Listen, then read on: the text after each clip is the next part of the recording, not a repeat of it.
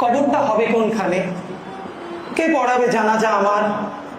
আমারে পেলে মা এ কথাই বলে, বাড়ির মসজিদটাকে আবাদ হবে না আর। বেশি মানুষ এক করিস না, তয় খোদেজার মায়ের খবর দিস। তোর বাপে যখন বাড়িতে আইতো না, কত রাত যে সে আমার পাহারা দিছে। আমার দাফন হয়ে গেলে তুই থাকবি আরো, সবাই যাবার পর পড়তে থাকবি ইয়াসিন আর রহমান, হাত তুলে আল্লাহরে কবি, মায়ের প্রশ্ন সহজ করো হে খোদা দয়াবান।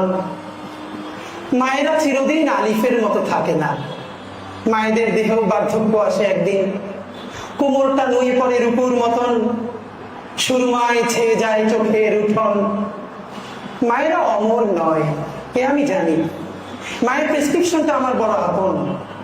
আব্বার দেওয়া হাতের বালা, পিতলের পানের থালা, এমনকি তার নামাজের সেই ভাঙা চৌকিটাও।